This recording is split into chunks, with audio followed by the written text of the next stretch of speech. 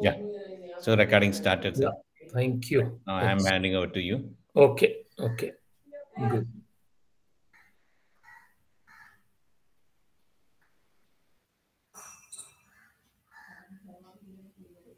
Good afternoon to all the students. Good afternoon. I can see 5 Good students. afternoon, Doctor. Yeah, good afternoon. Let me welcome you all, and let us wait for a few more minutes so that few more can join in, and then we will start. Is it okay? We'll wait for 3-4 minutes. That's okay. That's okay. Okay, great.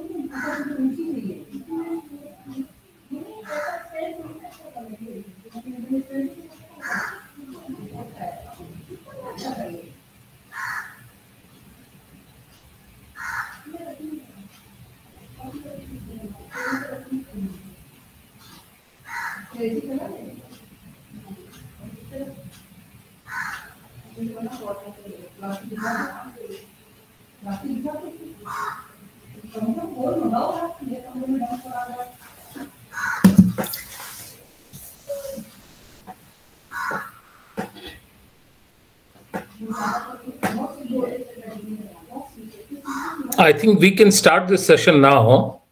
And once again, I welcome you all. I can see 5 students have joined, and we will having this counseling session. First, tell me if you have any particular pattern in which you are having this counseling every day, or means you will ask some questions, or I will take one after the other some topics of today. What do you prefer? Anyone can answer. You just unmute your microphones, and anybody can respond. Let us make it a two-way communication. Hello, sir. Yes, Mr. Ibrahim. Yes. Yeah, you can just do it your way. There is no particular approach. As in every lecturer does it his or her way. Yeah. Okay. Thank you. I wanted to know whether have you gone through, you people have gone through this study material.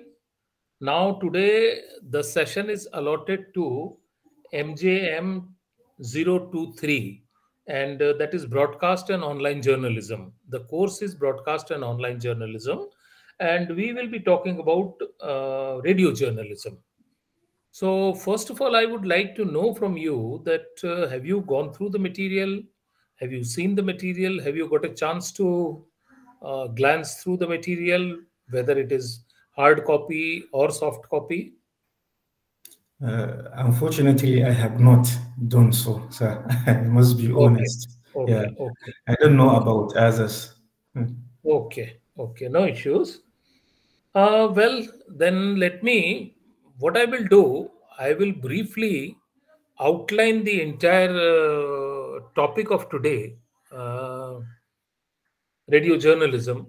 We will talk about radio journalism, and then whatever questions you have in your mind or whatever doubts you have, that you can share with me and we can discuss and we will try to resolve those issues, because in my opinion counseling is a two-way process, and I must know that what you are finding it difficult, and if I can help out in that, that is the purpose of this counseling. So in that manner, first of all, I will very briefly tell you about the course outline, and then you can ask whichever are the hard spots or whatever you find difficult. So, as you know, that this course MJM 23 is divided into. I'm having a copy in front of me, the printed text, and it says that radio journalism, television journalism, and online journalism. You have three components in this course. And today we will talk only about the radio journalism part in today's session from 3 to 5. Because at 5 o'clock, my colleague Dr. Amit will come to you and he will speak to you about other issues, practical, portfolio, and something else. The radio journalism, we have divided it into 5 units. It is just one block of this course. As you know that IGNOU material is made up in a very structured manner. Every course is divided into blocks and blocks into units. So this particular course, the title of the course is Broadcast and Online Journalism, is having one block on radio journalism, and we are having 5 units in that. The first one is Radio, a Sound Medium, where the basic characteristics of radio as a medium, they are discussed there, and the other specialties of radio medium are dealt with. And the second one is Writing for Radio, how to write scripts for radio programming. So those issues are covered in this second unit. The third unit is about news gathering process for radio. As you know, that radio is a very important source of news broadcast also, and how to collect that news material, that is covered in this unit. Then the fourth unit is about news production, how to produce the news content. Once you have gathered the news item or the raw news clips, then how to put them in a shape so that it can be broadcast and it can be a part of any program. So that is unit 4. And unit 5 is about presentation techniques. If you want to present a radio program, then what are the things which you must keep in your mind, and what are the things which you must observe? So, are you getting my voice clearly? Anyone can respond? Okay, thank you. Yes. Okay, great. So I'll come to the first unit, that is about radio, a sound medium. Basically, in this unit, the first part is radio technology and growth. When I say growth, we haven't discussed in this unit about the world perspective. Basically, it is mostly India centric, in the sense that how the radio medium has developed in India, that has been covered here. And let me tell you that in India, it started quite early, because in 20s in the world the radio started, and in India also in 1927, 23rd of July 1927 was the first radio station which was inaugurated in the city of Bombay, which is now called Mumbai, and it is in state of Maharashtra. So just after the few years when the world get to know about radio, India also started radio, and they started doing regular programs. Even before that, from 1923 onwards, some radio clubs in different big cities were there, and a lot of people were doing um, amateur radio broadcasting. It was not a regular broadcast, but on some of the days, those radio clubs are broadcasting some programs, and they were testing that how this medium can be utilized. Then we have discussed something about the audio as a medium, that how some technical aspects, that as you all know, it has got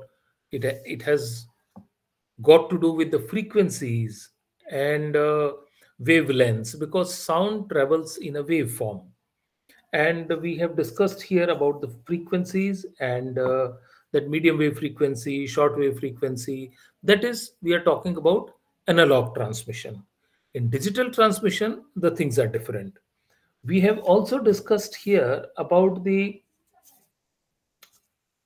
mode of transmission, that is, whether it is AM or FM. When we say AM transmission, it is amplitude modulation. In a wave, there is one amplitude, the height of the wave. So when this amplitude is modulated, this is AM transmission, and another one is frequency modulation, FM. Nowadays, you are getting mostly the stations are in FM mode, where the FM technology is being used. There are certain distinct advantages and disadvantages of both these technologies. Like, the AM technology can go to faraway places. That is number one. And it can broadcast to long distances. Like short waves can discuss hundreds of kilometers it can travel. But at the same time, the quality of the sound is affected by environment. So sometimes the quality is not as good as it is in FM.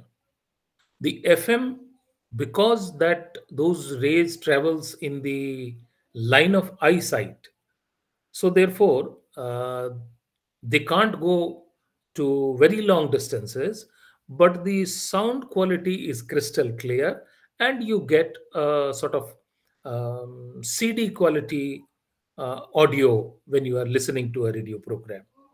So these are some of the differences in these two technologies. Then we have discussed about characteristics of radio, that what are the characteristics of radio, and then also the elements of radio, they have been discussed.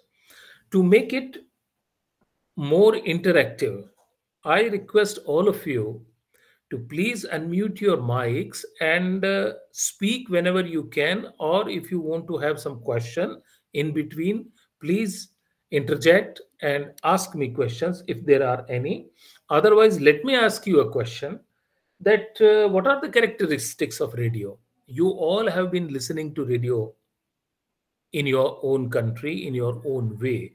Now, most of the people are listening in their while going to office and going to colleges and schools also. So, what are the characteristics of what is very specific thing about radio when we compare it with other media like television? So, tell me a few points, maybe anybody, or maybe somebody say me one point, another person can add another thing. So that's how we will communicate with each other, and I know that you are also with me. Can you tell me that what are the characteristics of radio? What is very characteristic? For example, I tell you one thing, that radio, you all know radio is an audio medium. So you can say the basic character or the most important character is that it involves only one thing, and that is that is your sound. It is not involving the vision part. That means you can see something else, you can do something else and listen to this medium. So it involves only one of your sensory organs, and that is your ear. So it is basically only one thing. But in television, you can't drive and watch a television program simultaneously. But in radio, yes, you can do that. Then second thing, it is a very intimate medium. Sometimes you might be asking some questions in phone-in programs, or maybe somebody is answering your queries, or you have written an email to somebody and they are responding to that. So it is a very intimate medium. Not only that, when somebody is speaking to you, you feel that the person sitting on the other side of the microphone, whose voice is coming through the radio set, is talking to you. So that means it's a very personal medium. Then here literacy is not a barrier. Even if you are illiterate, one can listen to a radio program. So therefore, in many of the countries where the majority of the population is cannot read and write, so for them it is a boon. Now, can you tell me that what are the elements of any radio program? When I say that when you hear a radio program, when you are tuned to a radio program, when you are listening to a programs, what are the things which you observe in that program, which are there? What are the elements of that program? What is there in the program? Anybody? Speak up. When we listen any radio program, yes, okay. please. Okay, so for me, I think the first thing and most important is the host or the anchor. Okay. When I'm asking the elements, then you are saying anchor or host, yes. But go beyond that, what he is doing, he's speaking. He's using his voice. Just a minute, Nasir. Just a minute. So he is speaking his voice. So the foremost thing in any audio program, in any radio program which you listen, is the voice, sound, which we call spoken word. Because we communicate through language. We use a particular language. Any program is in a particular language, and we communicate through that. So the first and foremost thing in any radio program is spoken word. That something is spoken, and you as a listener, or you at the other end of the spectrum, you will take that. Yes, please, Nasir. Okay, so what I wanted to say is another element of radio program is sound effects. Correct. Very right. The other part is, very right, you have said, is sound effects. Anybody can add to it? There is one more thing which we are missing and for which we are most of the time tuning in the radio. Yes, please. Yes, the other element also is music, or maybe music. Very right, yeah. Very right. Music. So these are the three very basic things that either in any of the program, you talk about any program, either you will have a spoken word in it, or you will have a music. A program of music can be a music in itself. In itself, what I mean, that there may not be a spoken word. It's an instrumental music. Somebody is playing a violin, but that's a radio program, and you are listening to the violin. So, or you are listening to the sitar or some orchestra. So the music program, that is the major component or element of any radio program, is music, spoken word, and if you are creating a drama, and if you want to create some effects, then sound effects are required. Background music I am keeping along with the music, because whether it is background music or a musical program in itself, I'm putting it in the music category. So these are the three basic components. But there is one more component which gives meaning to all these three. And we rarely observe that component, and that is pause or silence. If you remove pause or silence from any program, it will become meaningless. If I start speaking to you, I'm speaking at a particular pace so that my students can understand me, they can follow me. By nature, some people speak fast, some people tend to speak a little slower, but it makes sense. When you give pauses, when you break up your sentences, then it gives you a meaning. And if I start speaking like that, then you won't be able to understand anything. If I speak at 100 km/h, then you won't be able to understand. Some of the anchors are of that sort, and they speak very fast. So you tend to find it difficult to understand it. So the fourth element which gives meaning to any program, and that is pause. So by pause, you are giving meaning to a sentence. You do it yourself. If you don't give any pause between two words, and you will create a word which is meaningless. But when you give proper pauses in between, then not only it is understandable, it makes some sense. So this is about elements of radio that we have talked about. And then in this chapter, we have talked about the audience, like, excuse me, any program. When you make any program, the first, okay, somebody has raised hand. Sorry, people, I'm not very technology friendly. So sometimes it take me some time to adjust to these things. So now I have seen that Nasir Abbas has raised a hand. So please, Nasir, speak up.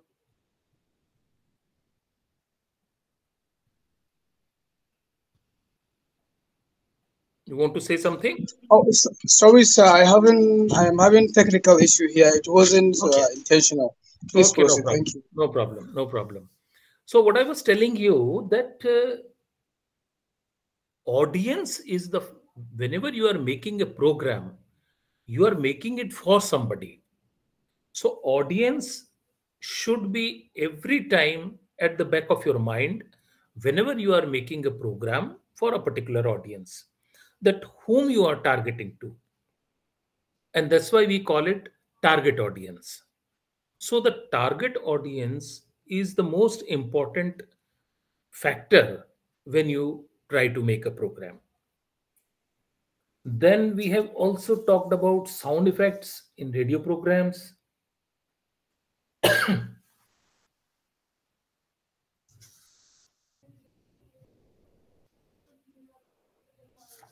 Somebody said that sound effects as a component. Can you tell me what type of sound effects? Well, how many types of sound effects, or how can we classify the sound effects? Can you tell me?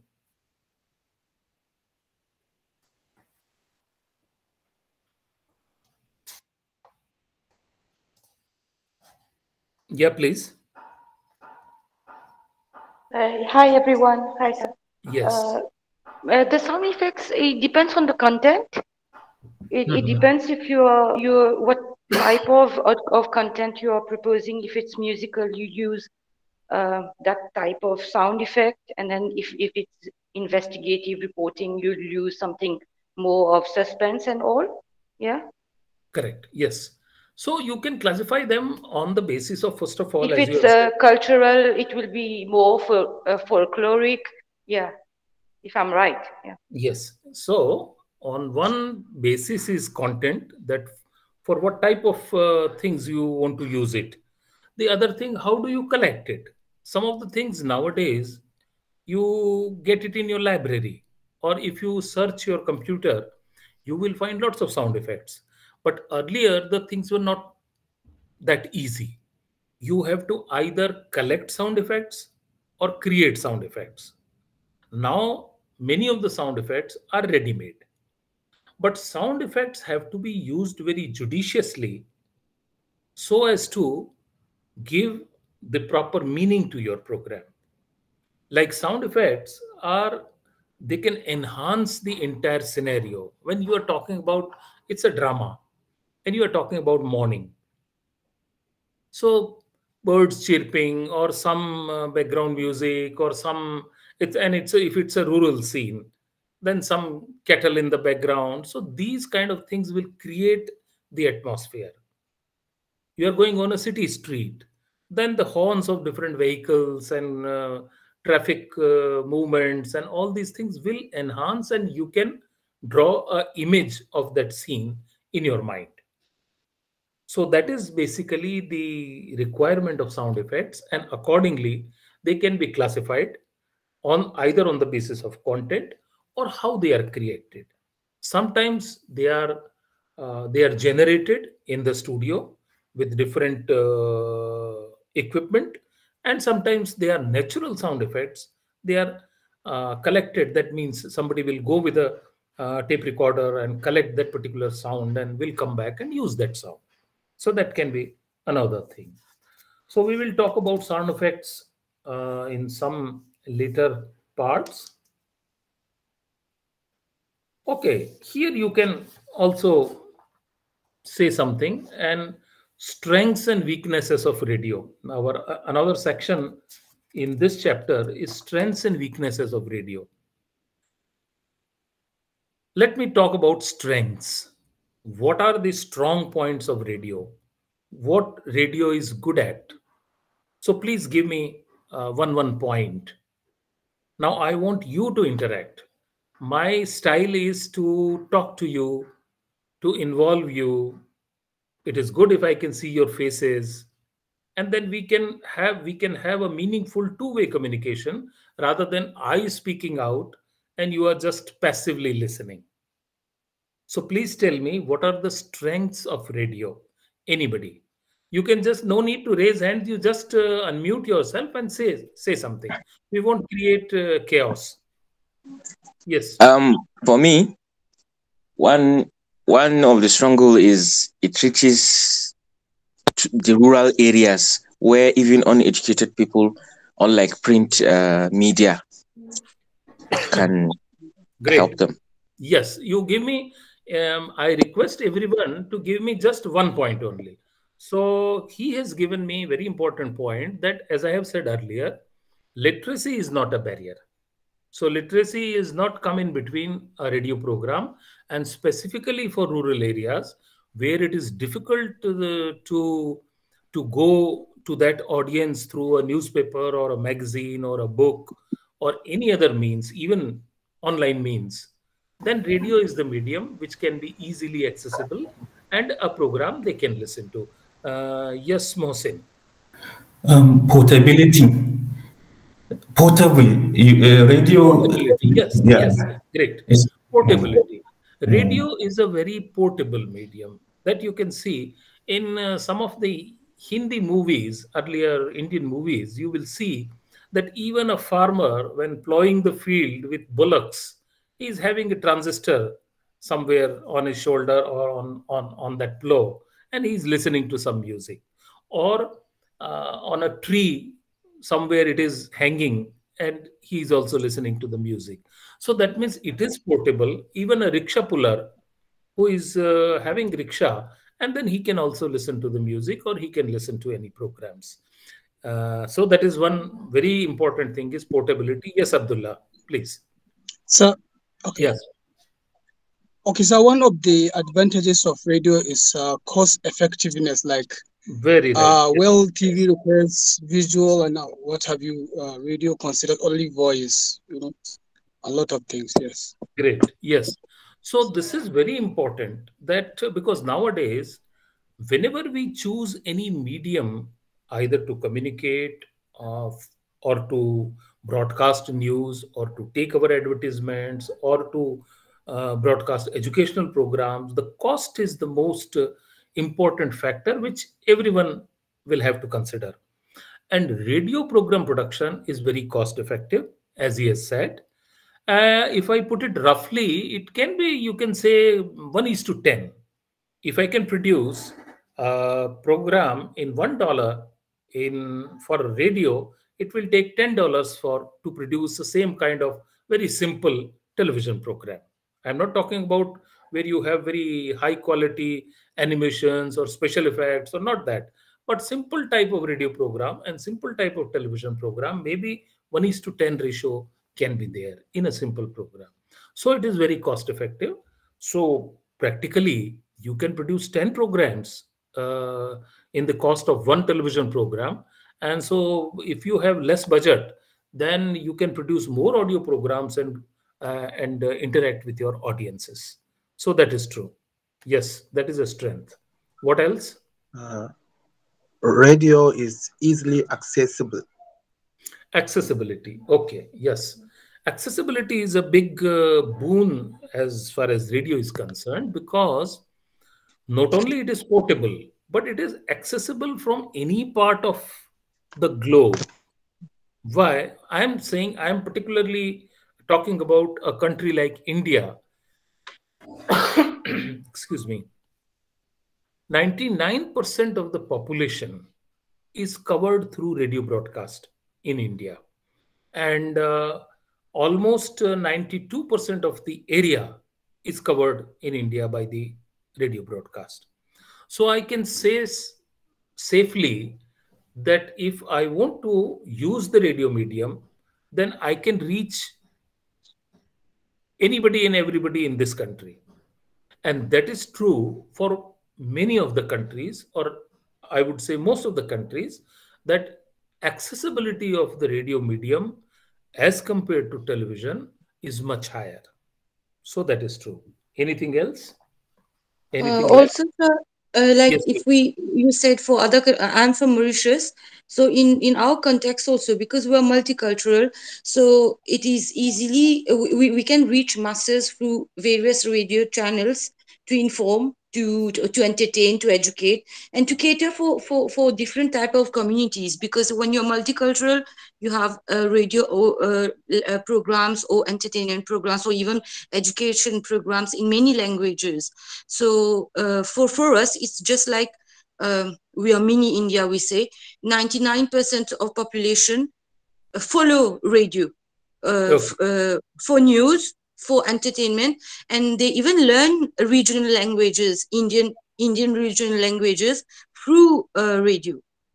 Okay, that's true. Yeah, that's true, because by using radio, you can really create a bond between peoples and different communities, and you can produce some of the programs which go cross-culturally, and they can prove their impact on these things. And you can use it for multiple things, like for education, for communal harmony, for creating that vocational thing. Awareness, yeah. Health awareness, yeah. Education. So all the things are important for radio. Yes. Anything else? Anything left? Okay. Maybe the last one would be the speed, the transient nature that the radio has as compared to maybe print and the whatnot. Once the story say is broadcasted, or once the event happens, radio would go and report about that or talk about that there and then. Unlike, say, newspapers that would wait for maybe tomorrow for that story to be published, for instance. I didn't understand what you said. Please say it again. I didn't follow. I'm saying that the speed in broadcasting.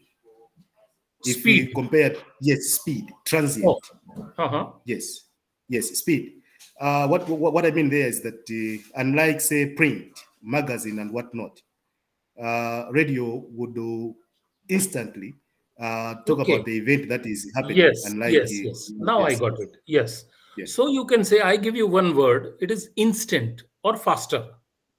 So it's a faster communication, and that you might have seen on your television screens as well, that sometimes whenever there is a breaking news, some accident has happened or somewhere some earthquake is there, the first you will get only audio feeds, only through audio, because you don't have visuals till that time.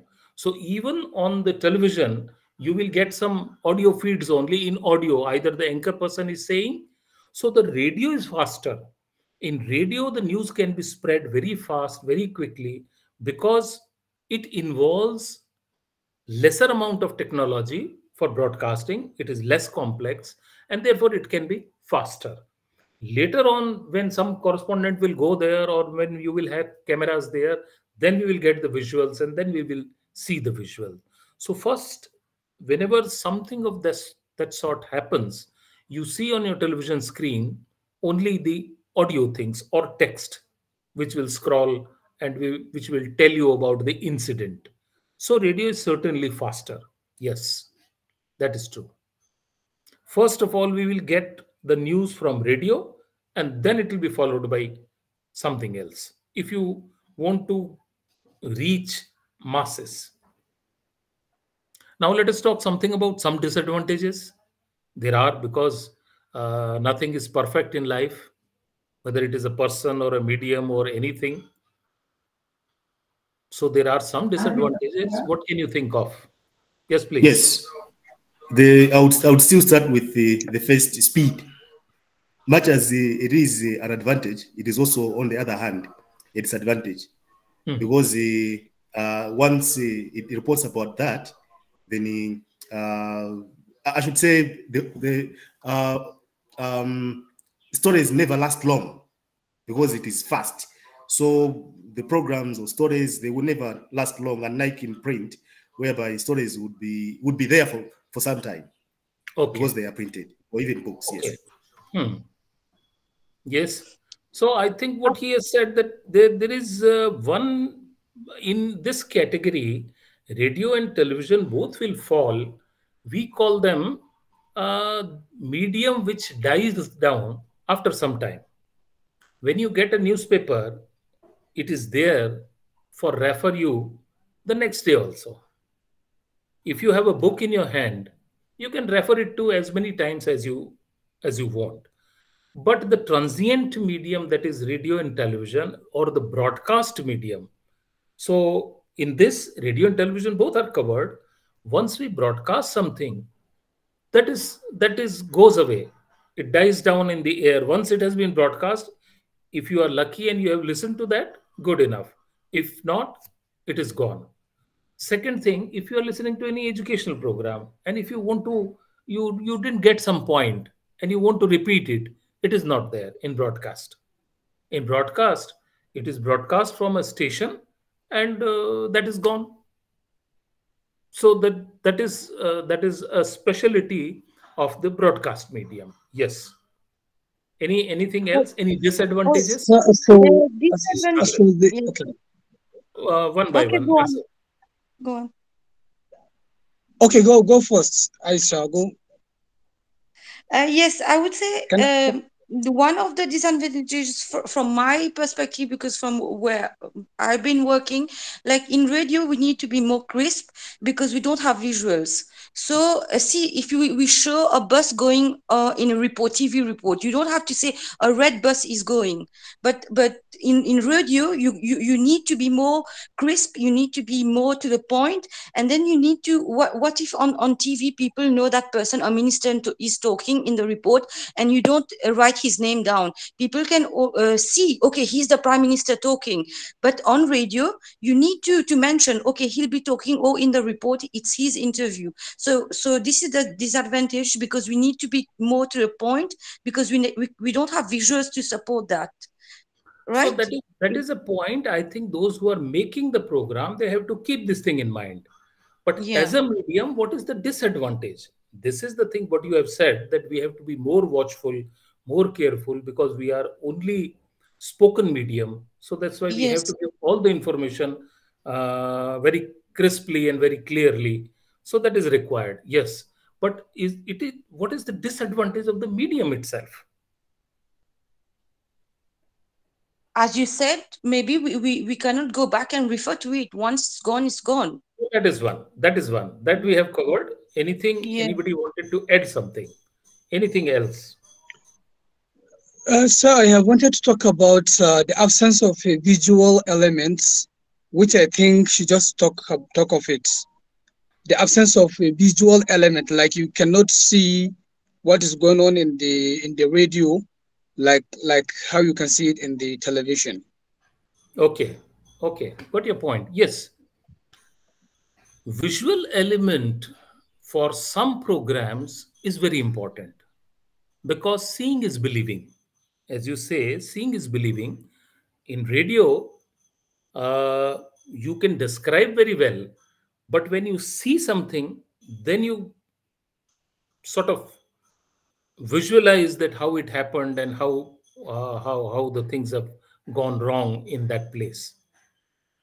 The other thing is that I give you an example.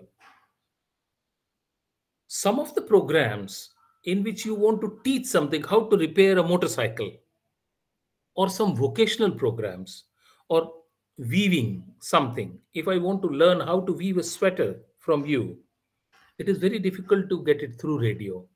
But from television, it is easier. If I am a chemistry student and I want to make a program on titration, you people must have known about that. The last drop of that liquid, you are stirring the liquid, and just one drop will change the color of the solution. So that can be captured only in the visual medium when one drop is changing the color, and that is called endpoint.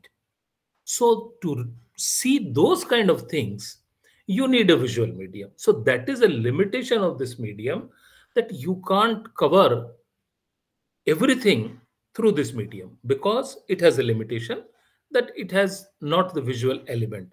So some of the things which are better understood by seeing, then probably this medium is not good for those kind of things.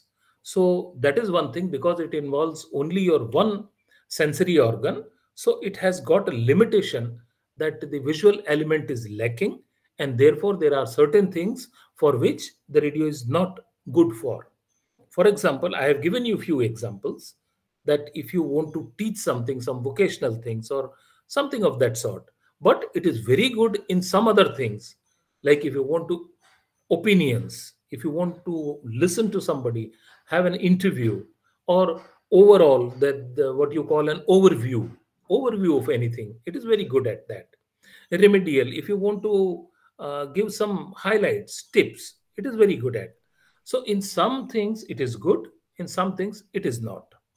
So this is one thing which I have told you, that visual element is required for certain issues in which, and whenever we are choosing a topic for a program, then we must keep in our mind that the medium I'm choosing, if this medium is having a limitation for this particular topic, then you should choose a different medium for that topic. So that is my understanding. Any other thing which you call as a weakness in radio? We have talked about strengths. Yes, please. Ellen, how is your name? My name is Eliane. Eliane. I'm from Uganda. Yeah. Yes, please. Yeah. So there's also interference as a result of technical breakdown or power blackouts. And then also, because it is an easy-going medium of communication, people don't usually get or remain connected to it for a long time. You know, as they're driving, or sometimes they get deviated into other things. So as I've said, that some of the things it is very good, but some of the things it is not good. For example, if you want to give a lot of statistics, for example, budget bulletin is there, and in budget bulletin, you can have the highlights that this is going to be costlier, this is going to be cheaper, this much tax has been reduced or increased or whatever it is. But when you have to go deeper into the statistics data, then this medium is not suitable, because you can't have so many facts and figures in one radio program which can't be remembered. But when they're in front of your eyes, like in newspaper, then definitely you can make out of it, and you can remember them. You can relate with them, you can compare, and you can do so many things.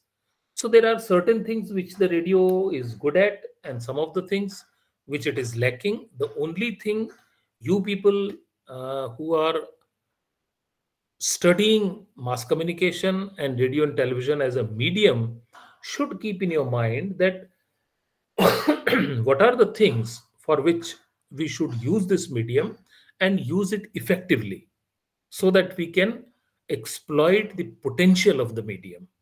That is very important. Whatever medium you are using, you should exploit the full potential of the medium. For example, if you are making a television program, if I see a television program and if I close my eyes and I can make out whatever it is said, I can easily understand that program, then it has to be a bad program because they didn't utilize their visual element, visual component. If by closing my eyes and listening to television and some program is going on there and I can understand it very well, means it hardly make any difference whether I see it or not, then it is not good. Then radio program is much better. So therefore, you have to exploit the potential of the medium whenever you are doing any programs. I'll go further. And so this is your first chapter where we are having basics about radio, like the strands, weaknesses, elements. The second chapter, unit 2, is about writing for radio. Writing for radio. So what are the things which we must keep in our mind when we are writing for radio? Again, I'll throw it back to you. Whenever you write for a print medium or television medium or radio medium, what is the difference? What you should keep in your mind when you're writing specifically for radio, that I have to always remember this thing. One thing I tell you, which is important for all, is the target audience. For all media and for all programs and all type of programs. Always you have to remember, you have to keep in your mind that for whom you are making this program. Who is going to listen to this program? Are they going to benefit by it? What is my objective? Objective of the program and fulfilling the objective. That can happen when you keep your target audience in your mind. So one thing is the target audience, which one should keep in your mind. What are the other things that when you are writing for radio, you should keep in your mind? Tell me one after the other. Yes. When you are writing for radio, what do you keep in your mind? What type of language it should be? What type of sentences?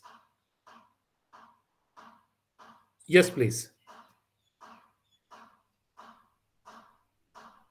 Language. It should be easy, like easy language, short sentences, not too bulky. Yeah, Yes. so that you reach people. Yes. Yeah, So, and then more a bit more descriptive, because it depends on the content. What are you presenting, right?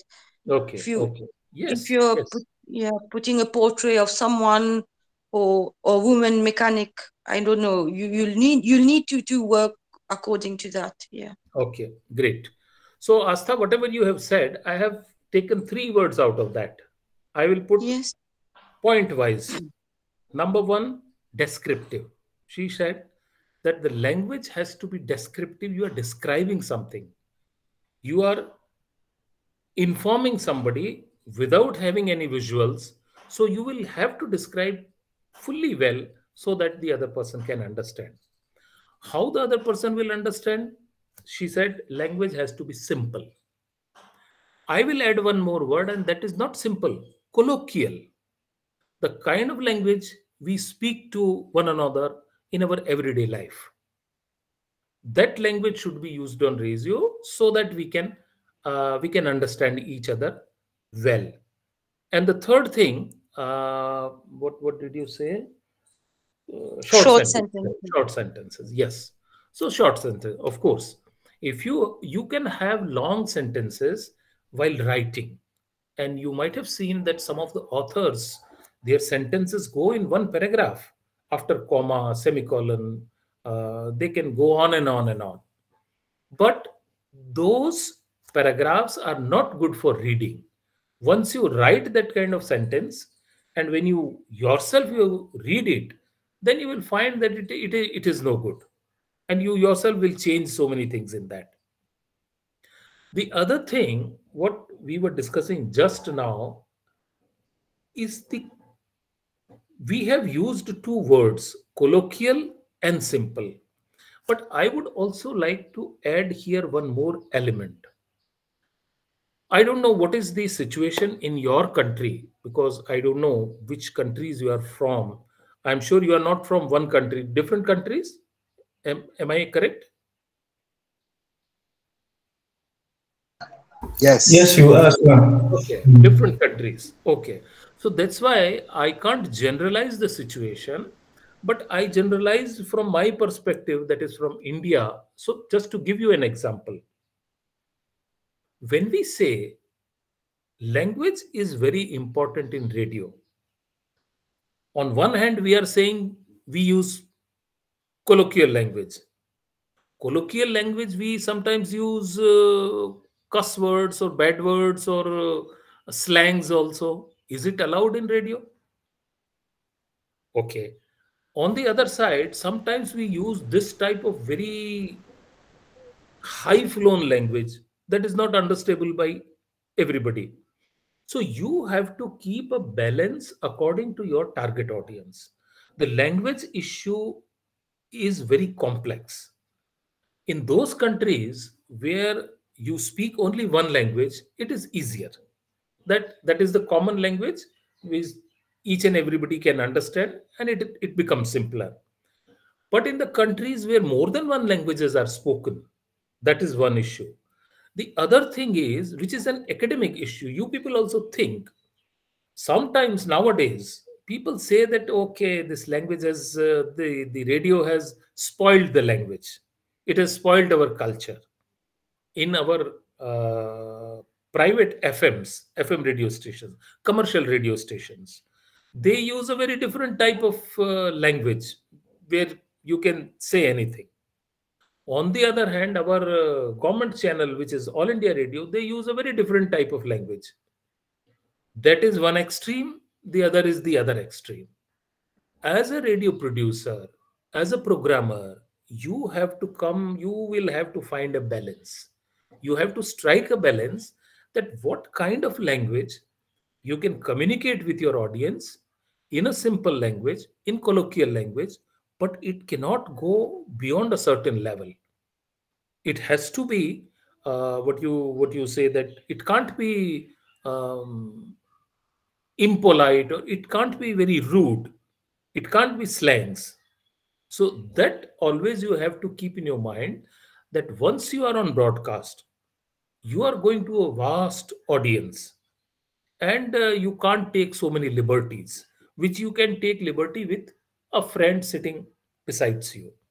So this language thing, always you have to keep in your mind, that how I would strike a balance, that I will not use a very high flown or flowery language which won't be understand my target audience, or on the contrary, I will not use a language which is sort of not good, and which should be avoided. So that thing you always keep in your mind. Okay, what else? What else can be the difference in writing for radio and writing for print? Tell me a few more things. Yes, please. Anybody? So many things. Just we have discussed. Maybe sometimes we need to think about the audience of the age group we are catering for before writing. If it's a kids program, that everything will come under just one word, and that is target audience. You need to know your target audience. What is the age of that audience? What is the class? What is the economical background, what is their educational standard, what kind of language they understand. So you need to know about your target audience. But in some of the general programs, the audience is so vast and so different that you have to keep a middle level for everybody, because that is a very heterogeneous kind of audience. But for specific programs, like if I am making a program for youth in a chunk called Yuvavani or some youth program, so then I'm very clear that my target audience is youth. So I should choose the topic, the language, the presentation of their choice. When I'm catering to farmers, giving them some information about the farming community, then the entire thing will change.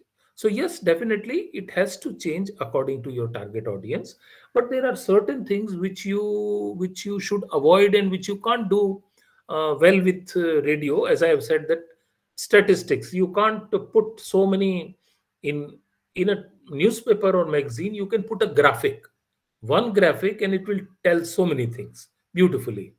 But in radio, you will have to frame sentences for each and everything to make them understand that what is the issue which you are dealing.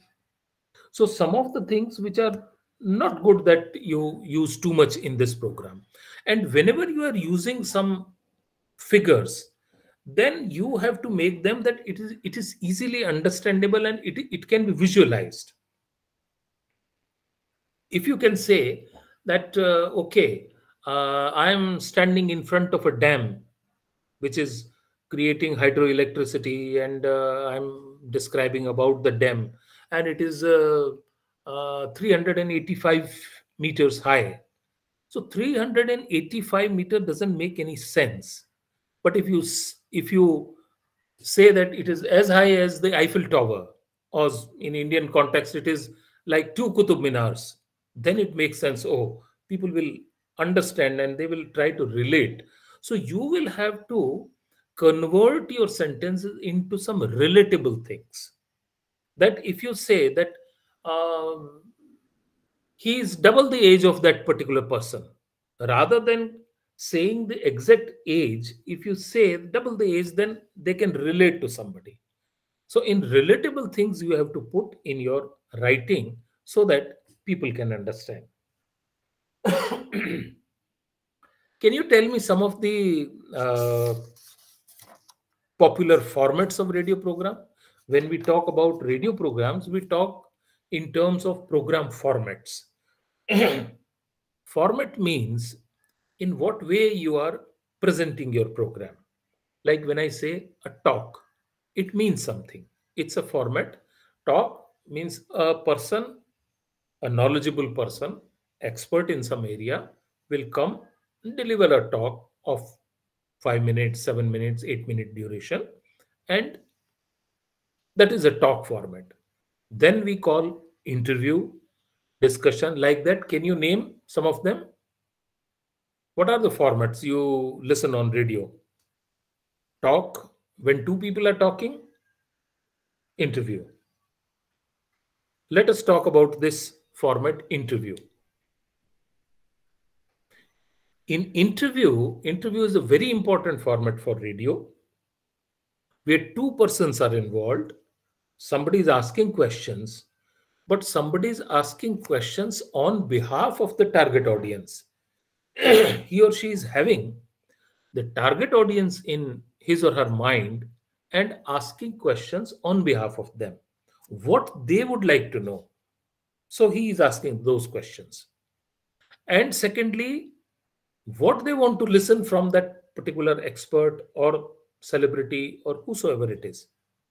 So he want to extract that information.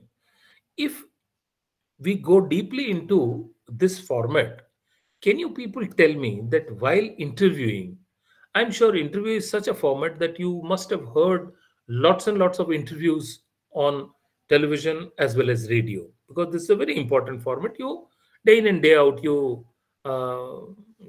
tune into some program and there is an interview in that. So what are the things that the interviewer is the person who is taking interview, who is asking questions, who is giving the background, who is introducing the expert, and the other person is called interviewee. That means who is the expert, who will deliver the information.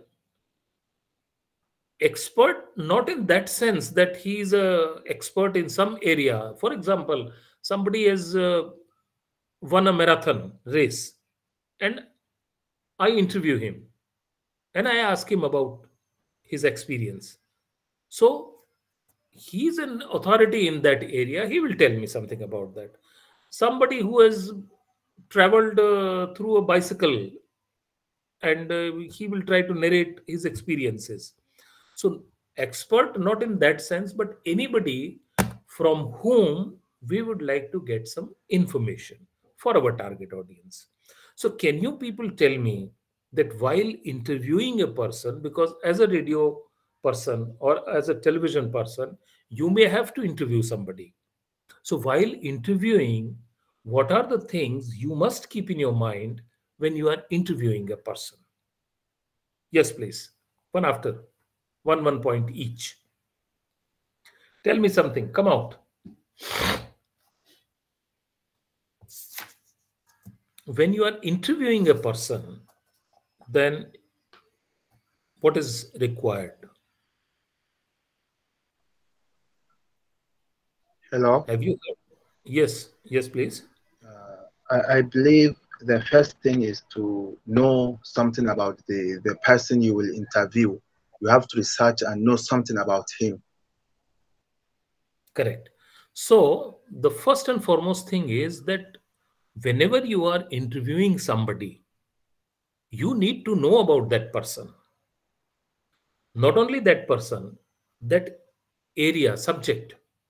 You are going to interview a physicist, then at least you should know something about the basic physics on which you are going to ask questions.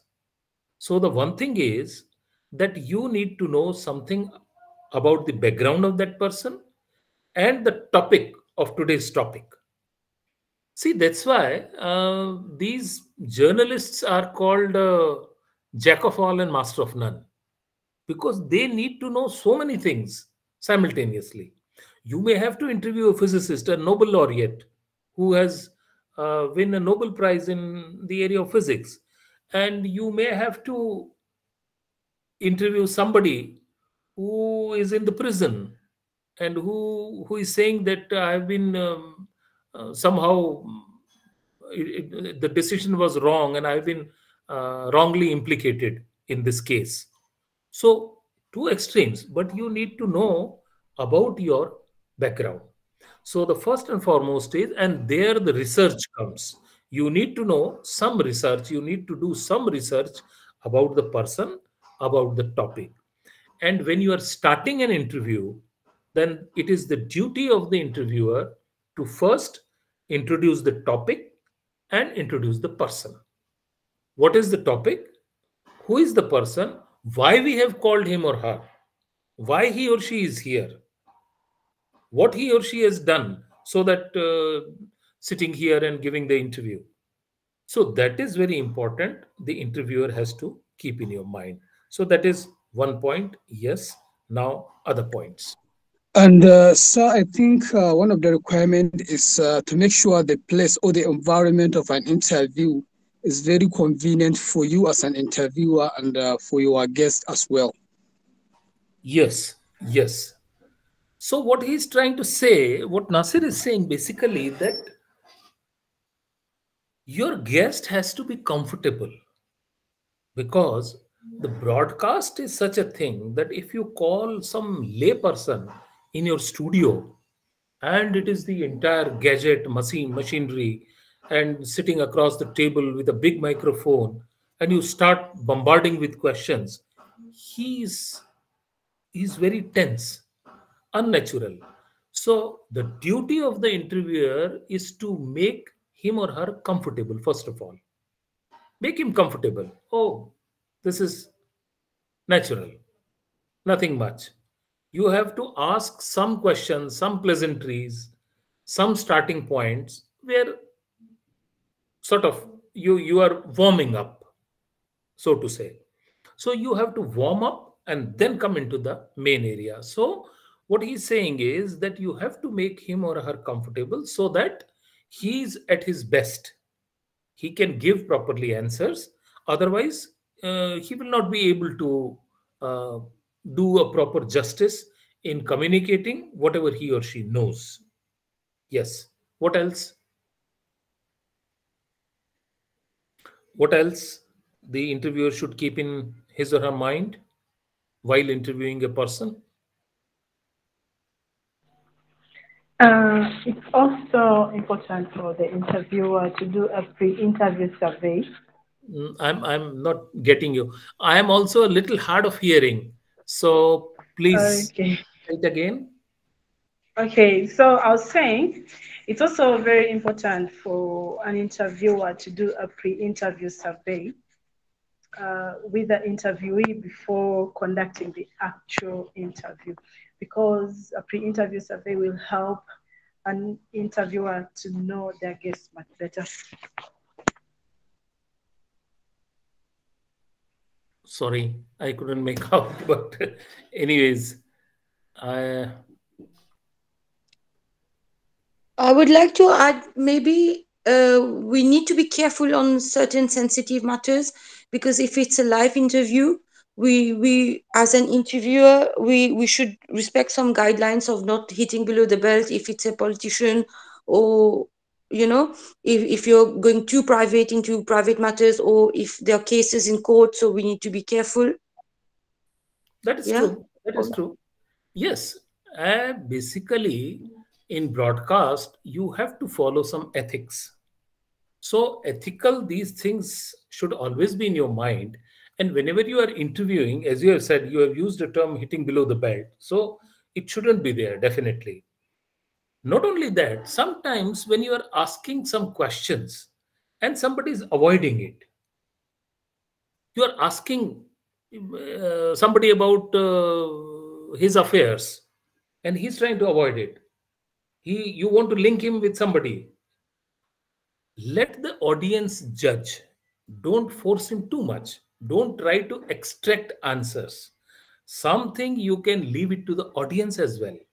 They will infer, they will judge for themselves. So sometimes we have seen that interviews become a match of wrestling. It is not that who is the supreme. Sometimes some very big anchors in television. In India, we have so many cases like that very aggressively they will try to corner that person and try to extract some information. If he is not answering one question, they will ask something other, in other words, and try to extract that information. Don't convert it into a match that who won and who loses. No. Your conversation will guide the audience that what he or she is saying, if they are hiding something or they don't want to tell, leave it to them. So you have to follow certain ethics in that interview. Yes, that is true. What else? Anything else you remember when you are taking an interview? Sometimes maybe you know that Maybe, okay. Yes, please. Yeah. Maybe what I wanted to say is out of that interview, that is real before the interview, like you need to announce it to the audience of your station, like we are having an interview with so person at this time or this hour, you get. I missed it because I have started reading the in-call messages. Just a minute, Okay, please. can I Give repeat me that? 1 minute, please. Okay, please read that.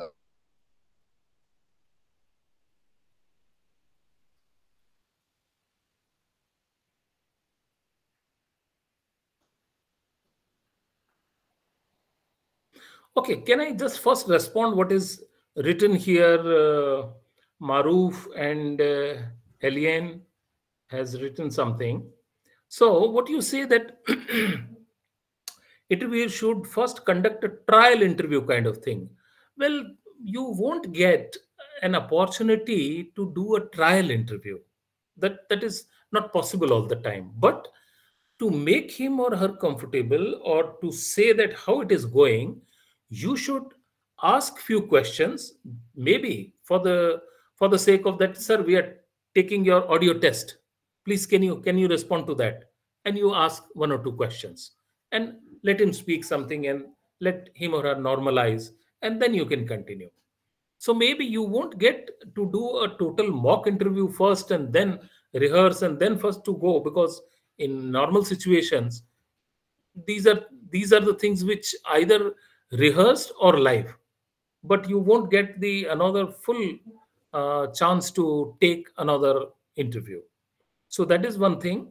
And rehearsal, of course, yes, rehearsal is definitely rehearsal you will have to do. See, I would like to tell you people that in interview, first of all, you need to have a set of questions. Okay.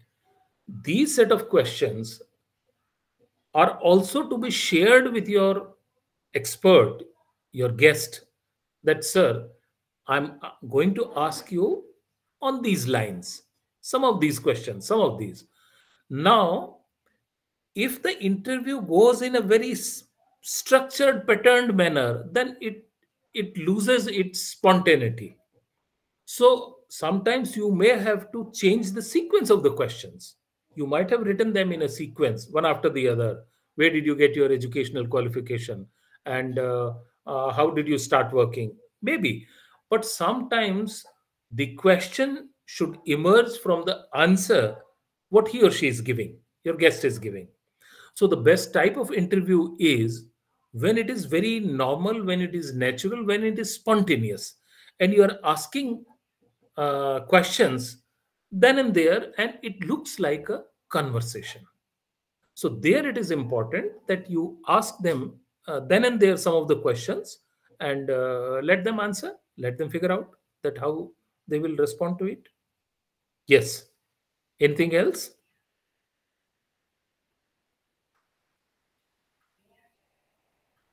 One more thing. Yes, please. Yeah, Nasir.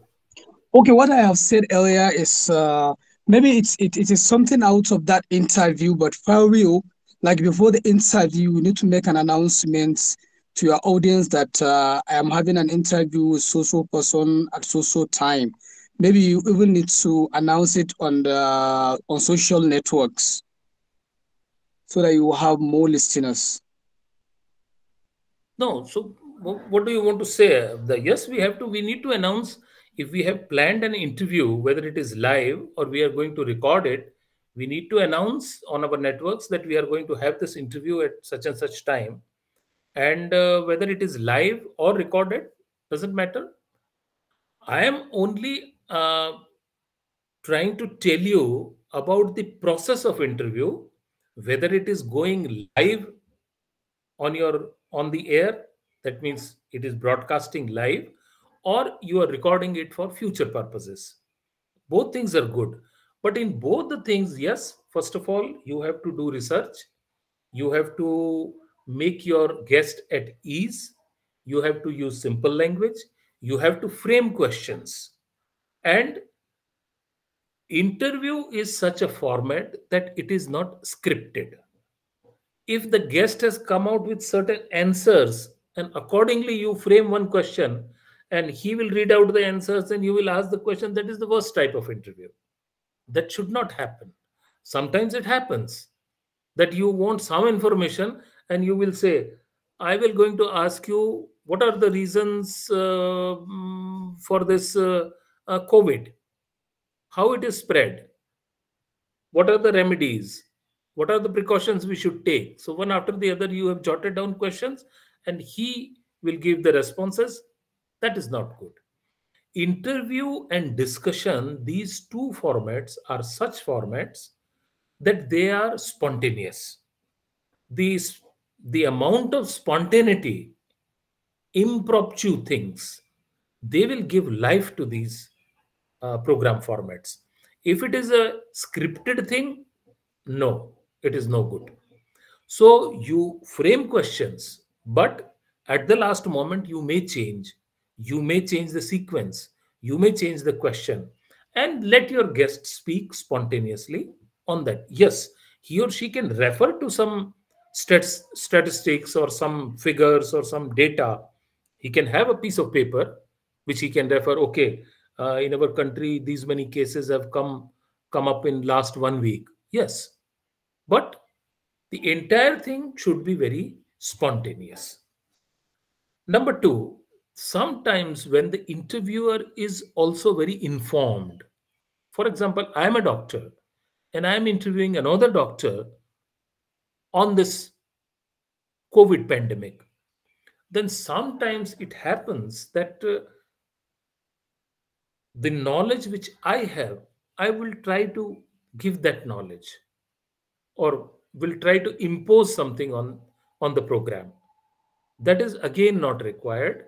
In an interview format, whatever learned you are or whatever knowledge you are having, keep it with you. The purpose of the program is to extract knowledge or information from your guest. It is not the program to see or seek your knowledge.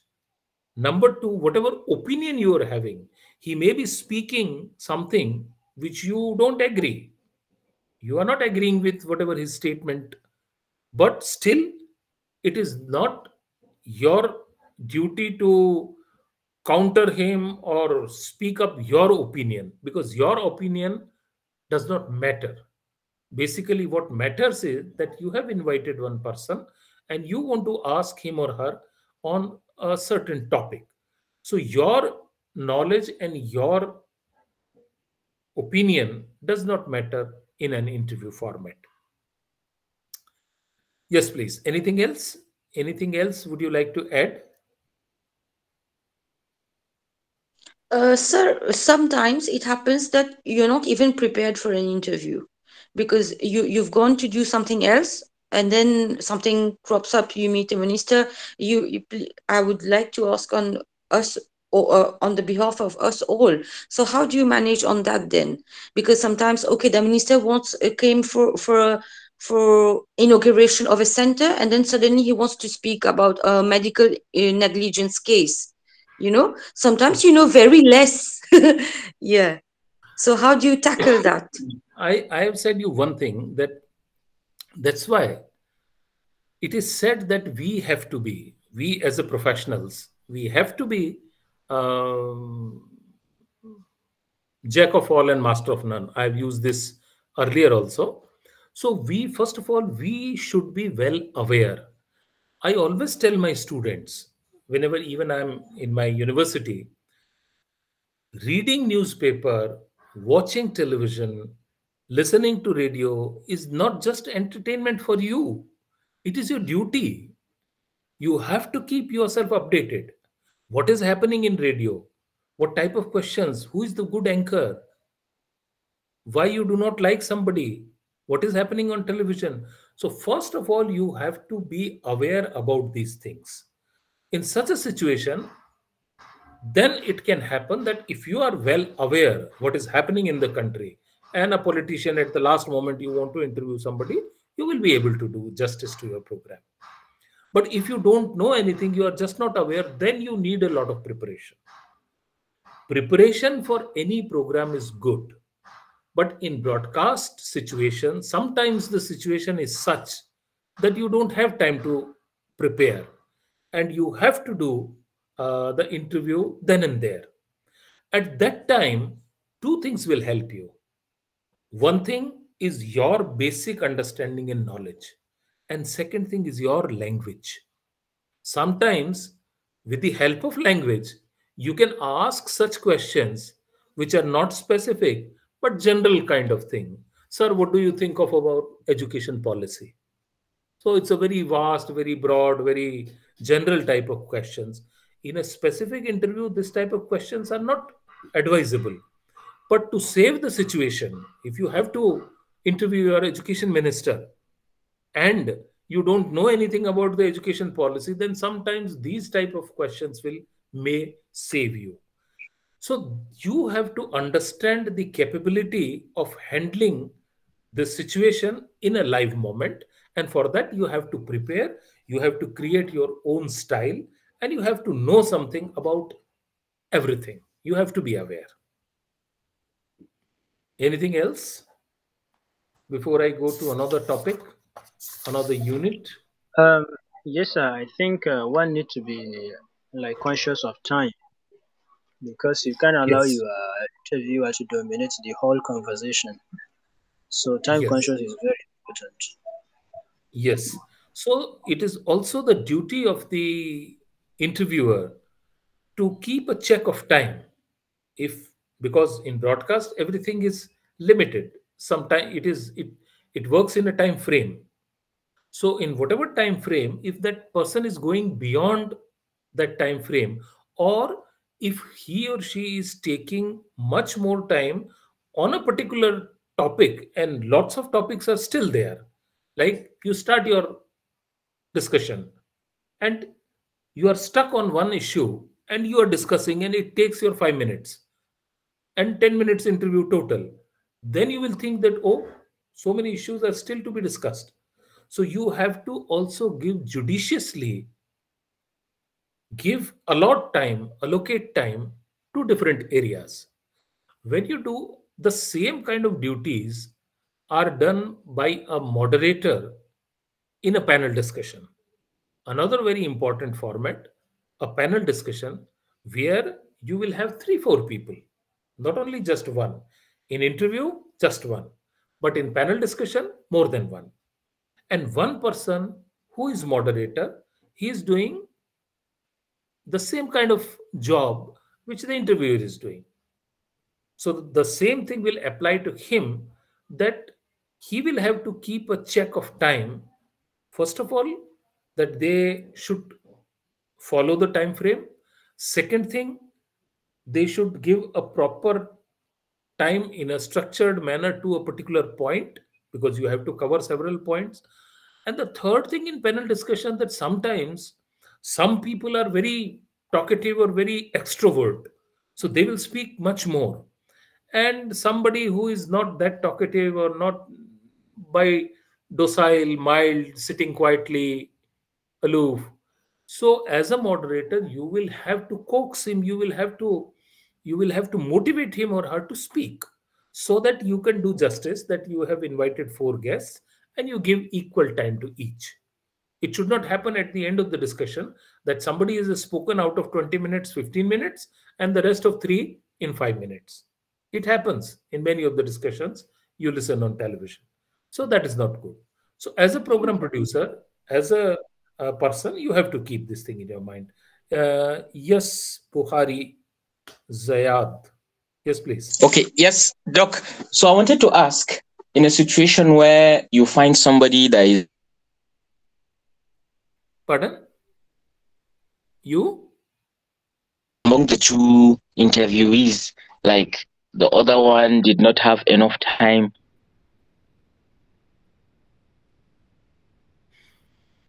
There wasn't an equal opportunity to speak. Should that raise an ethical issue? I didn't get it. Can you just write? Hello, can you hear me? Yeah, yes, yes.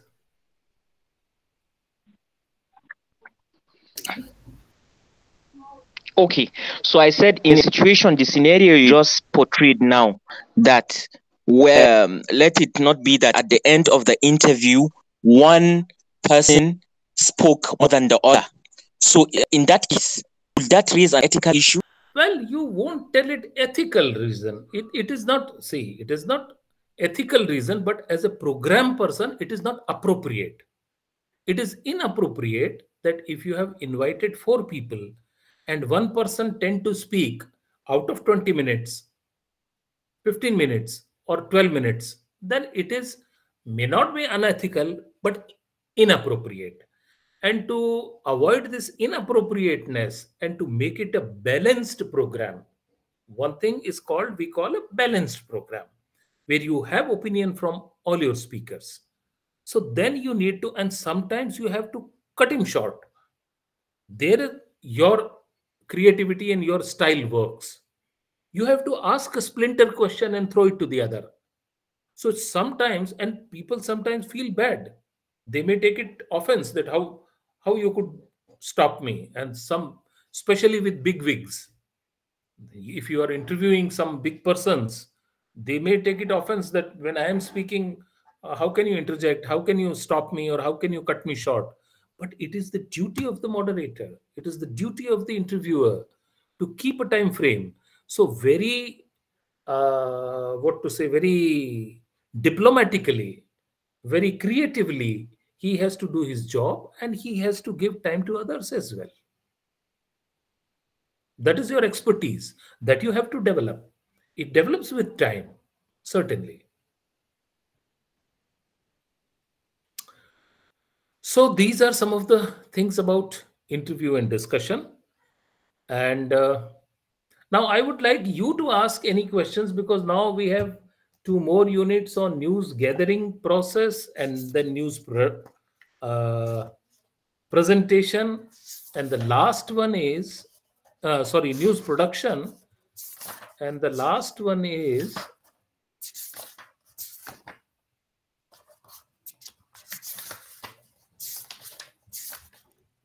presentation techniques. Presentation, that is also interesting. Sometimes how you present your program, what are the presentation techniques? So rather than this news issues, let us talk about this, because we have been discussing interview, discussion. So let us talk more about presentation techniques, because everybody is interested in coming at the microphone. You want to be listened to, you want to yourself to be heard by others. You want to be on the microphone, or in television, you want to be on the screen. So whenever you are performing a duty where you are on the microphone and you are on the screen, then what are the things? What is it required in presentation techniques? So let us discuss very briefly, and then I think we will call it a day. It is already 4:30. My colleague Amit would be waiting. Presentation techniques. We have given a full unit on presentation techniques, that what type of presenters are there. You must have heard newsreaders. I'm talking specifically from the radio point of view. So newsreaders, anchor, somebody said, RJs. Now on commercial radio, we call them RJs. So RJs, announcers, compeers. Some of these terms are also overlapping with each other. So these terms you might have been frequently listening to, but what is required for these presentation techniques? Can you people tell me?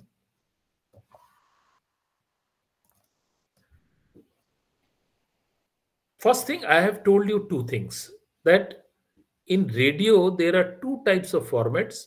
One formats are scripted formats. Like we have talk, feature, documentary, everything need to be scripted. Then according to the script, you will record the program.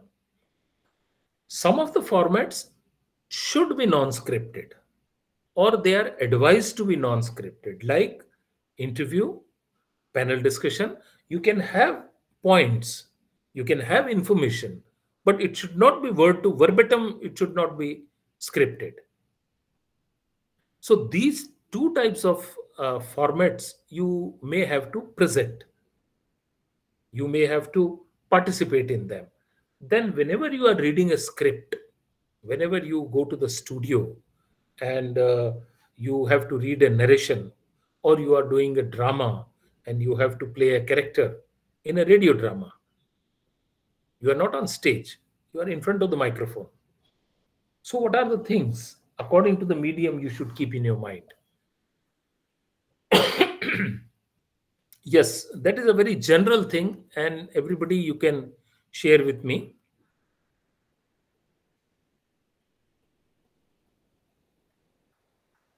Okay, some 2-3 more points I can see.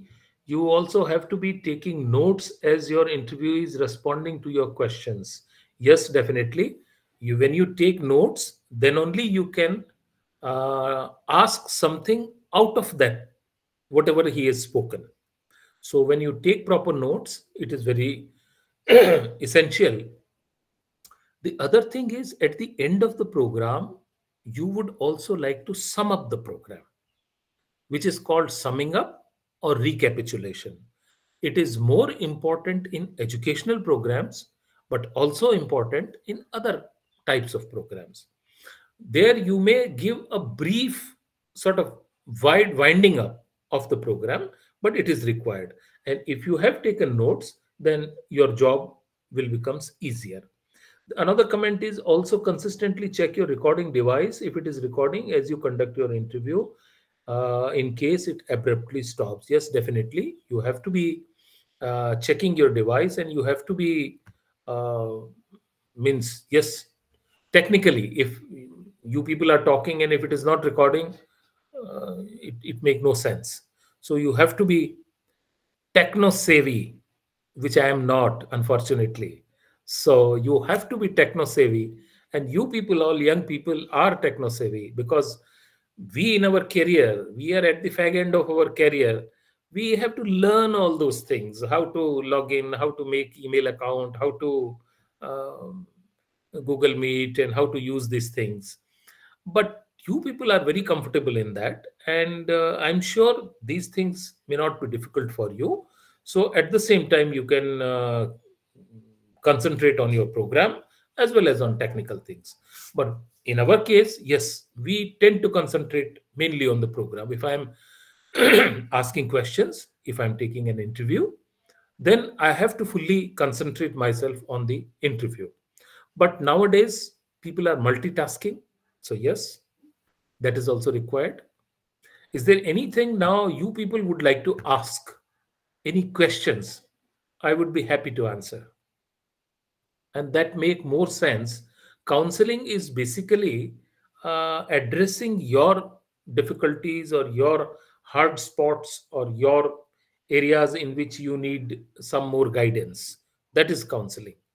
It is not telling you something, because the material is already with you. And nowadays, the vast source of information, internet, is with you. You can see any program, you can see. But here, practically, we can talk to each other and try to resolve some of the issues. So if you have any questions in your mind, please feel free to ask.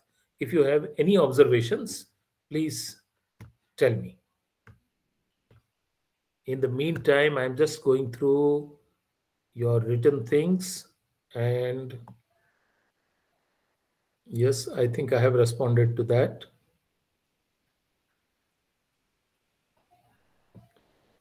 Yes. So please, anybody? Any questions? If you have to present, if you have to read a script, if somebody has given you a script that this is a narration for a documentary or a feature, radio feature, and please read this narration for us. So what are the things you keep in your mind? What precautions you will take? Tell me.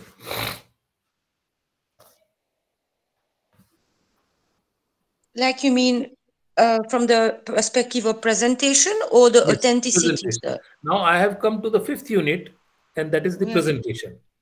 And presentation part we have been discussing, because it is inherent whether you take interview or you are a moderator in the discussion, or as an expert you are giving interview. Sometimes somebody may take your interview. I come and take your interview. So in that case also you are presenting. So when you are presenting, what are the things which you should keep in your mind?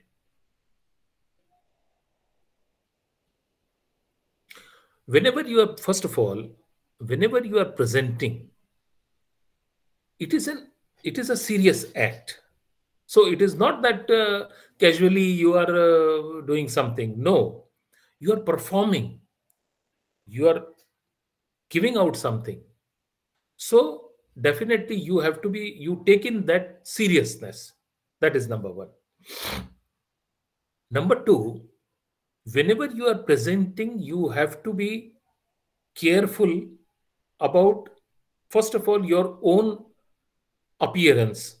If we talk in terms of television, like if you see me here on this screen, then I should be presentable. That is number one. If we talk of television, what you can see in the background, it is not very presentable, but it is not at the same time not very messy. It's okay. So you have to be, and if it is a formal type of, if I am broadcasting, it is a class, it is a counseling. So I can afford to do that. But if I am broadcasting, I can't afford to have this kind of background. I will take extra care to make it more presentable.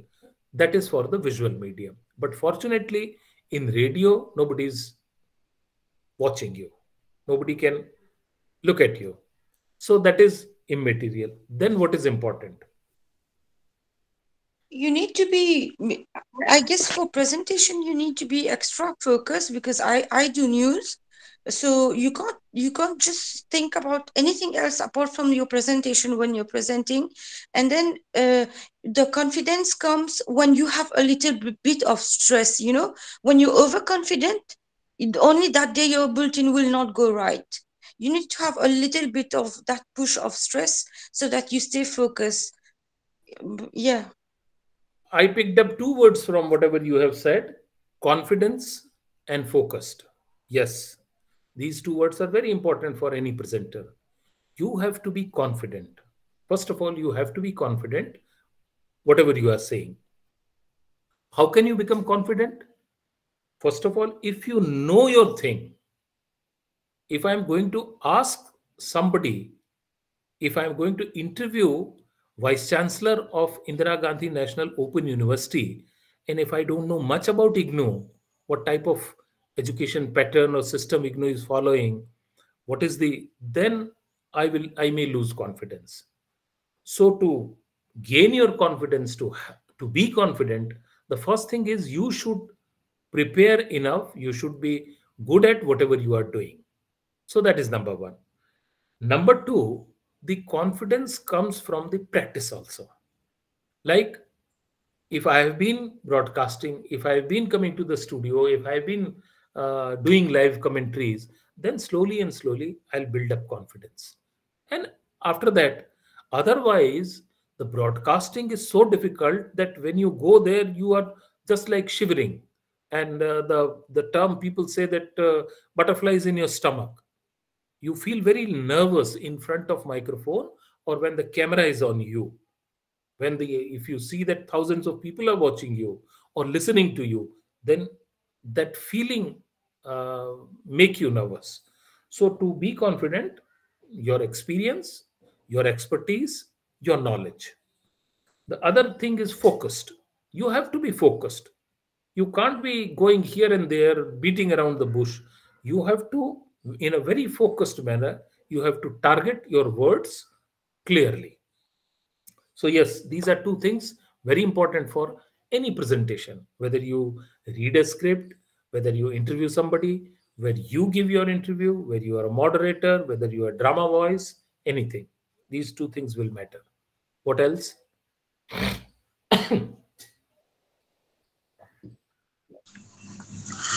Well, I think the language also matters. Yes, language. Because in radio, anything and everything we are doing through communication, through our language. And therefore, the correctness of language is very important. You should speak correct language. And as far as possible, in that tone. In India, when we speak English, I can tell that where he is from. If some Punjabi is speaking English, I can tell very clearly he's from Punjab. I am from Rajasthan. I try to avoid that accent, what you call accent. So you practice yourself to avoid the accent, first of all. And try to be as neutral as possible. So not only that you speak correct language, you speak it in the correct accent as far as possible. But let me tell you one thing. Nowadays, the trend is that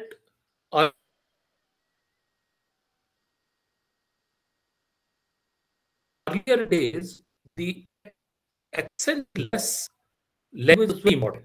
But nowadays, if some accent is coming, it is not it is not looked down upon in many situations. So it can go, yes, it's acceptable. So nowadays, slowly and slowly, it is acceptable. But correctness of language and simplicity of language and short sentences and with proper pauses and with intonation and your proper stresses and pauses, that is important. Modulation, what you call. In your speech, you should modulate in such a way, ups and downs, so that people tend to understand it very clearly. So, yes, language is very important. So, confidence, focused, language, then Timing. Timing. I think timing is also very important. You should make sure your presentation is done within the available time. Within the available time. Not only that, and for that, sometimes you need practice. And you have to sometimes, you have to figure out that in a normal script, how many words you read in 1 minute. Normal speed is 100 words per minute. So if you are reading a news bulletin, it is that kind of speed at which you speak.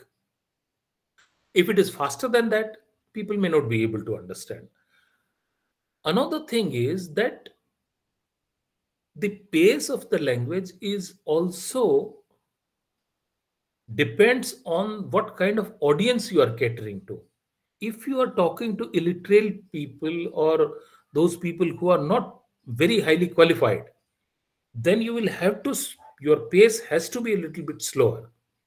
But when people are conversant with a particular language and they are educated, then it can be a little bit faster. But you have to figure out that what speed at which you speak. And for that, so that you can maintain time. If you are given a 3-page script, so you know that I will going to complete it in 6 minutes or whatever time. The other thing, whenever you're doing interviews or discussions, then also you have to keep in your mind the time frame of the entire program, that you have to keep that balance. So yes, time is important, that how fast you speak. But sometimes there are very small things which matter. Let me tell you. And let me tell you very, very small things which really matter a lot. In studio situations, normally, this kind of voice, rustling of paper, you may hear some voice now. I am doing this. So if I am having a script, this type of voice is very jarring, because we have very sensitive equipment in a studio. Whenever you are having a script, then you hold it in such a manner that you don't have to rustle papers. The paper rustling sound has to be minimized. For that, normally what we used to do in professional broadcasting, that you fold your paper. You are having a one-sided paper. You fold the corners of these paper a little bit and put it in front of you.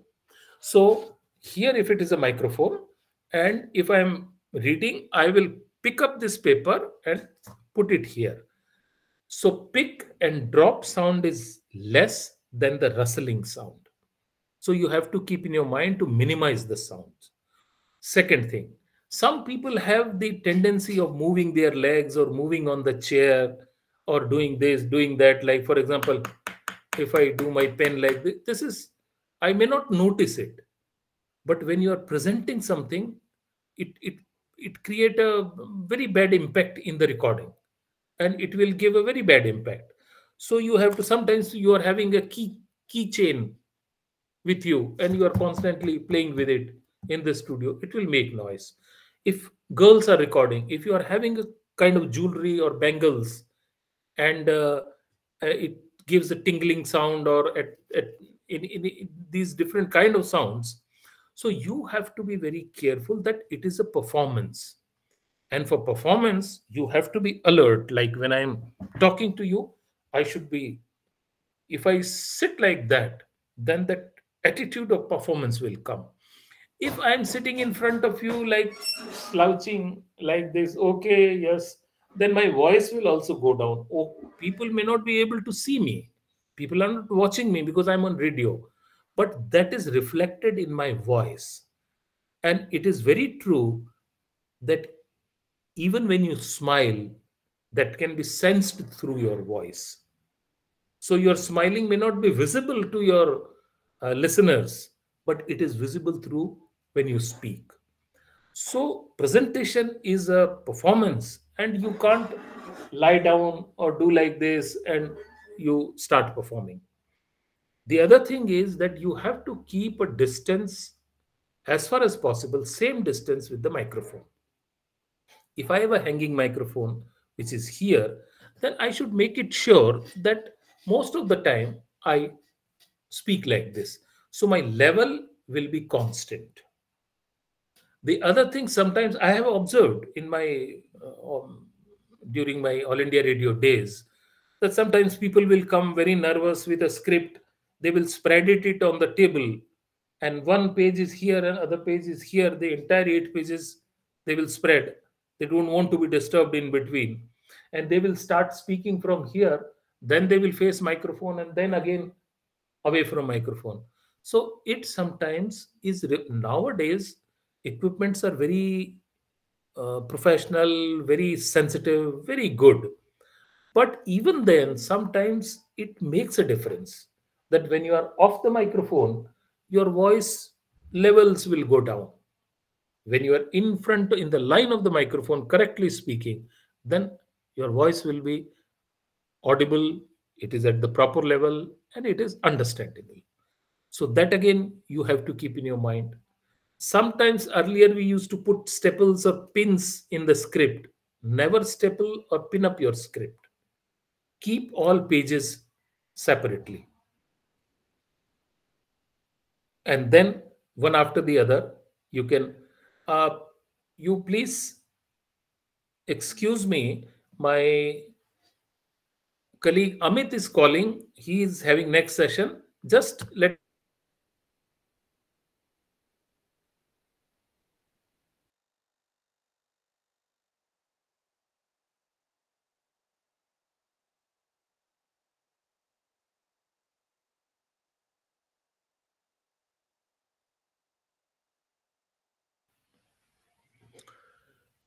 So what I wanted to tell you that the presentation in itself is a very important thing, because that is what is the ultimate impression of any program. Whatever you do, the presentation is the ultimate impression of that program. And for that, you need to do a lot of practice. You have to be watchful, careful, and present yourself so that it is very impressive and it is effective. Anything else which you would like to ask me, please feel free to ask. Otherwise, we'll call it a day. He's already ready, and you will have your next session from 5 p.m. So I would also like to give you 10 minutes to just have a break. Is anything you would like to ask? Yes, Mohsin? Yes, sir. Are we going to stay here while he joins, or we'll have to go out? I don't know how it works. Well, I really don't know. I'm doing it for the first time. Okay. So I don't know. I can't tell you. Okay, sir. Thank you. Yeah. You are muted. We can't hear you. Sir, you are muted. Okay. Oh my God. Sir, we can hear you. You are muted.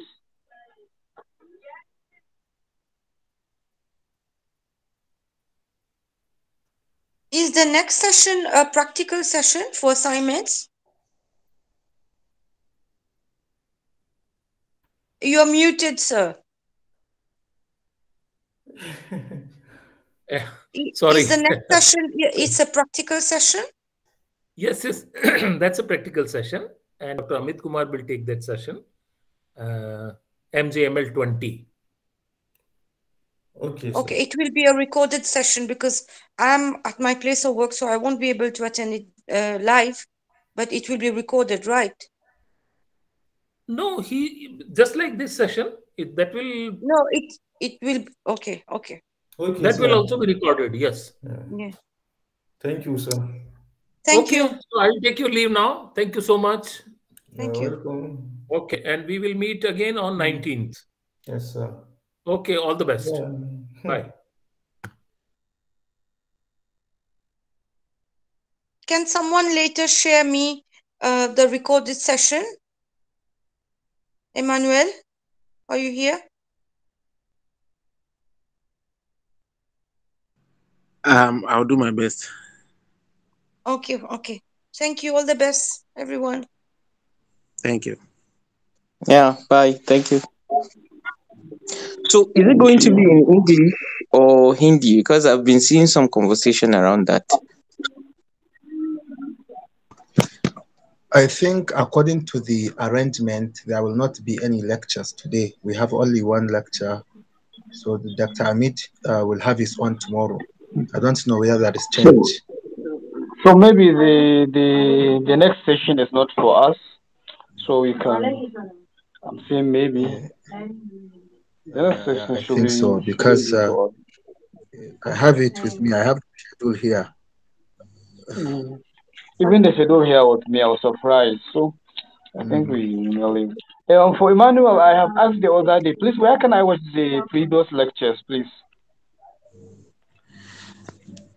We don't have access to the previous lectures. The lectures are supposed to be uploaded on the LMS, but unfortunately it has not been done. And we hope to get in touch with Professor Rule again and see how best they can help us with the lectures. Please do. It is very important. We missed some lectures, so please do help us. Yeah, sure. Okay, thank you. So I joined the class early before. I think we were 3 participants. It's like Professor Arul still made it clear that there would be 2 sessions. That's for practical course MJM L020. So, but I don't really, because he actually made that comment. So I don't know. And our lectures are divided into those maybe over there in India and also overseas. But it seems he made it like it's going to be also inclusive for us. So, but I'm kind of confused now with the statements I had. Yeah, if you check the Telegram page, he posted this morning that there's going to be the session for the online or the practical aspect. I want to believe that it's an English session. So we just have about 6 minutes according to my time into the session. We can just hang on a bit and see. If it's in Hindi, then we know that we don't belong to the class. But I'm certain it's going to be an English session. Sure. Thank you. Sure. Okay. Let's stay.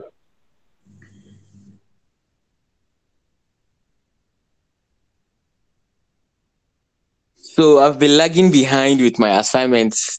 Let me ask the question I've been wanting to ask. So have anyone here done all the assignments up to date to the one that we were discussing on the WhatsApp group? Or there are still some people lagging behind like myself? I'm rightly behind you, so. Yes, you have me here. Oh boy. in the first place, most of us who have not yet started writing, but of course, as for me, I've started scribbling something elsewhere, but because I still don't understand some of the questions. More especially, is it for which block is this? Is this MJ? Should be MJM 023. I think I am having communication gap because I'm not in any WhatsApp or Telegram group, so I don't know about any information that is posted. Please, can somebody help include me in the groups? So please, Habibu, you can are you drop on your Telegram? number with Emmanuel. Okay. Okay, Barry, respond. No. You're already giving solution to it. Thank you, Nasser. Go on. I think Habibu, you can drop your number with Emmanuel. Emmanuel will add you to the WhatsApp group. At least you will have all the information there. Yes. All right, thank you. Let me put it. Emmanuel. You're welcome. Yes, I'm listening to you, Mr. Habib. If you don't mind, I don't know how you're going to reach me, but you can, if you don't mind, you can just drop it here. I'll just pick it up and add it to the group.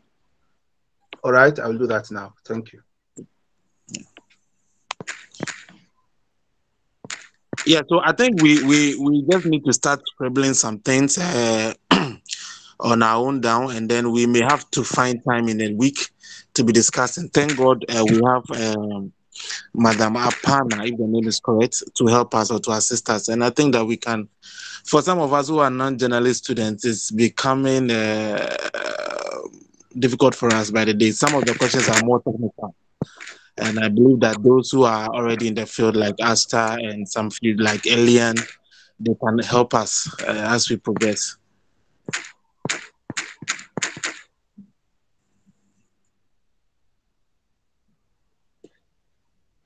So I think that would be a good idea.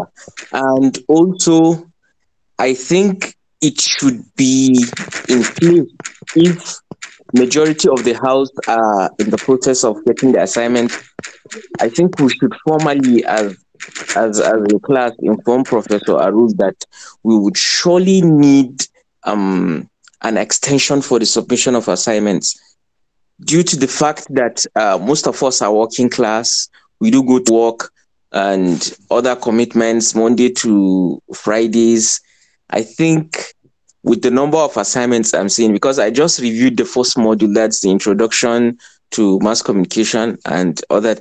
When I checked, I saw like 5 questions, and every question needs enough time for you to sit down and look at it, the other modules. So I believe it won't be a place if we request for that extension now.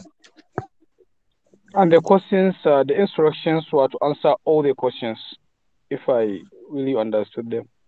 Sure. Yeah, but sure. But I remember Madam Apama one time saying that there is a possibility of extending up to April. Yeah, that's what she said.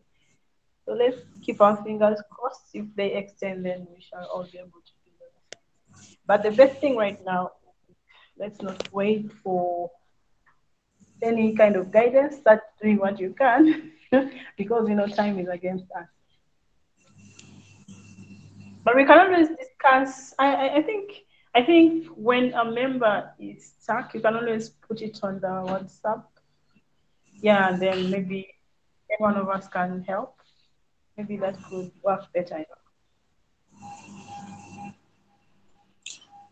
All right, then if that is possible, we can, all things being equal, start on Monday. We can just begin to start from MJM 020, taking the first question.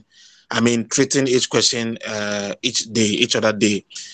We may not have everybody on board, but once the question is placed there for discussion, anytime anybody comes on board, you can bring in your comments or your contribution. I think that will go a long way to help us, since we are seriously racing against time. I'm in support of this, Emmanuel. Mr. Emmanuel, I think this is a good idea.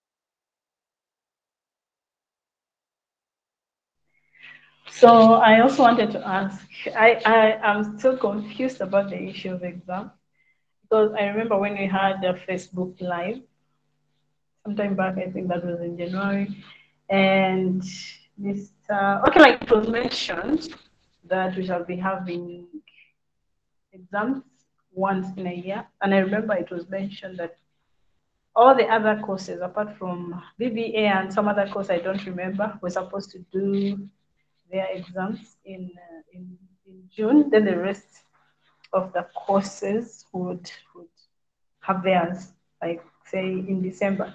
But then there seems to be confusion. I don't know.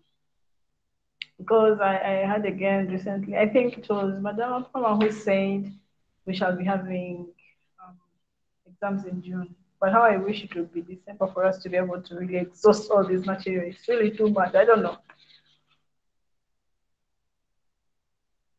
Yeah, hopefully we'll get some clarifications.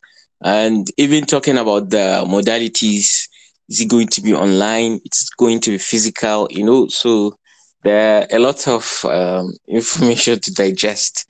But hopefully before then, we'll be able to get a clarified information about how it's going to be. But I believe just like the timetable and schedule of this lecture guidance session were sent to our mails, so also the examination component too, we should be able to receive an email indicating the time and schedule of how the exam is going to take place.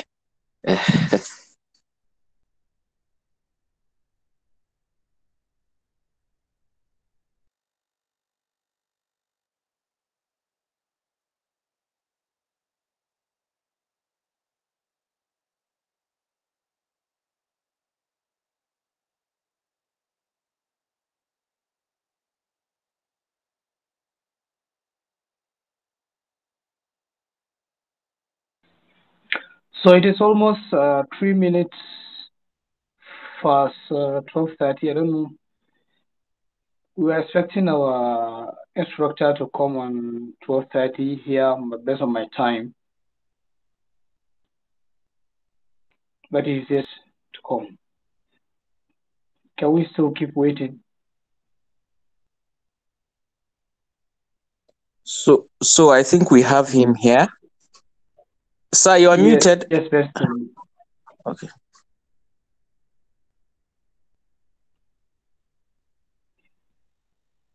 Maybe he's on phone. Maybe he's not ready to start the session yet.